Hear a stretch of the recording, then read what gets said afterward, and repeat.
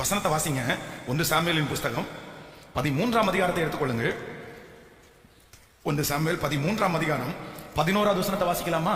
1 Samuel 13ஆம் அதிகாரத்திலே 11வது வசனத்தை சேர்ந்து வாசிக்கலாம். சாமுவேல் சவுலை பார்த்து, புத்தீனமாய் செய்தீர், உம்முடைய தேவனாகிய கர்த்தர் உமக்கு விதித்த கட்டளையை கை கொள்ளாமற் போனீர்.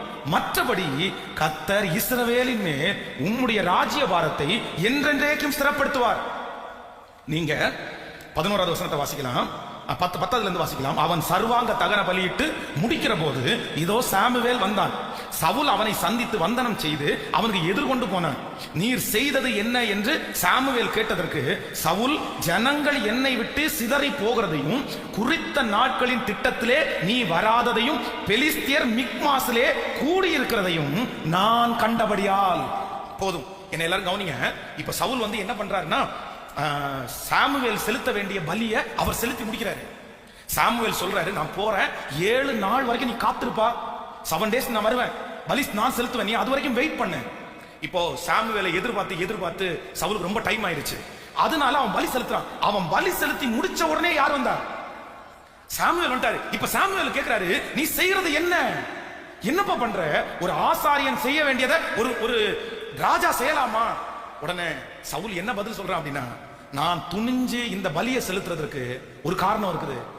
என்னை விட்டு எனக்கு படைக்காக போரிடுவதற்கு வந்தவங்க நிறைய பேரு என்னை விட்டு என்ன பண்றாங்க? சிதறி போறாங்க. அப்படின்னா சவுல் நினைச்சான், இந்த மனுஷங்க சிதறி போயிட்டாங்கன்னா இந்த யுத்தத்துல வெற்றி நமக்கு. நான் சொல்றேன், யுத்தத்துல ஆள் இருக்கிறதுனால கர்த்தர் வெற்றி கொடுப்பாரா?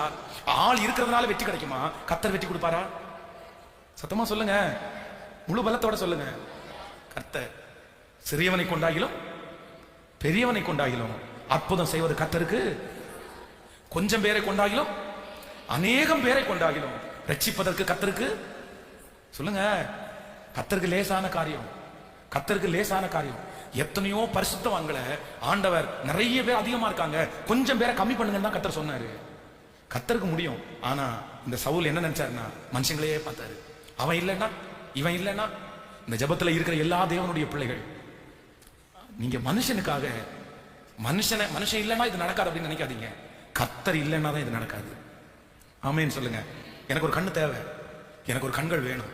தேவைன்னு வரும்போது, பிரச்சனைன்னு வரும்போது இந்த கண்ணு யாரை தான் பார்க்கும்னா, கர்த்தரையே நோக்கி பார்க்கும். இன்றையிலிருந்து ஒரு தீர்மானம் எடுக்கலாமா? ஹல்லேலூயா.